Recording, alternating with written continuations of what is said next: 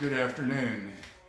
We're going to talk about the Episcopal Church 101 today, and the subject is monasticism.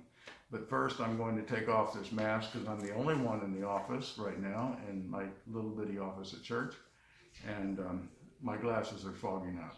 But I hope that you are wearing your mask. It's something you should do religiously. But a friend told me recently that he felt so isolated he might as well join the monastery.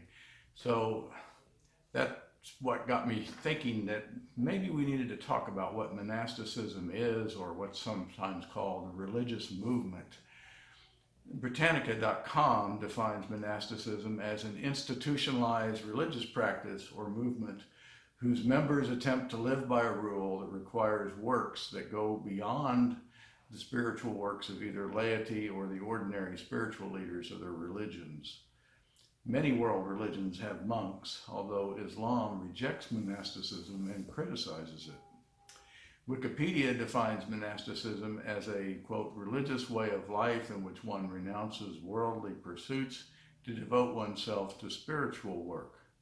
The monastic movement is strongest in Christianity, in Greek Orthodox and Roman Catholic traditions, but it has been recovered, I'll call it that, in the Episcopal Church.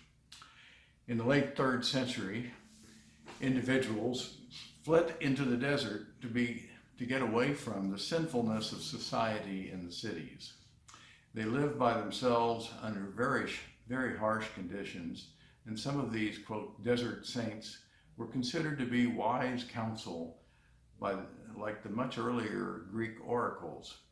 They were consulted by kings and nobility, and eventually these practices of living alone coalesced into entire communities whose chief objective was to draw closer to God in prayer and works of mercy.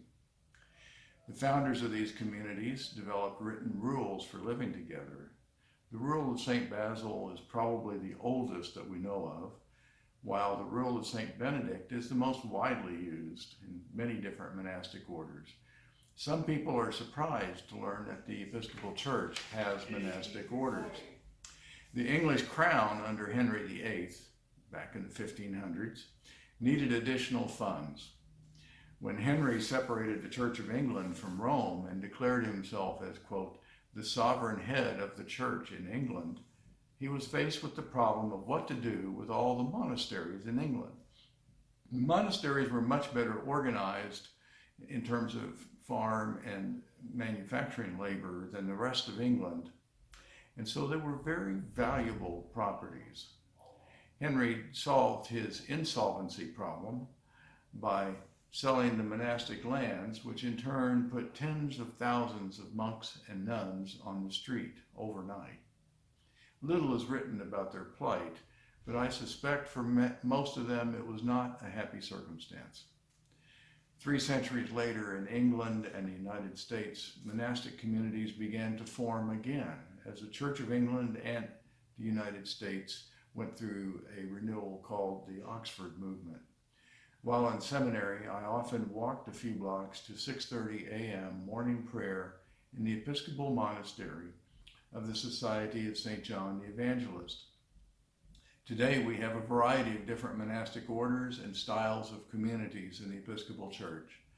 Our canons define a religious order as a society of Christians in communion with the See of Canterbury, that's the Archbishop of Canterbury, who voluntarily commit themselves for life or term of years to holding their possessions in common or in trust, to celibate life in community, and to obedience to their rule and constitution.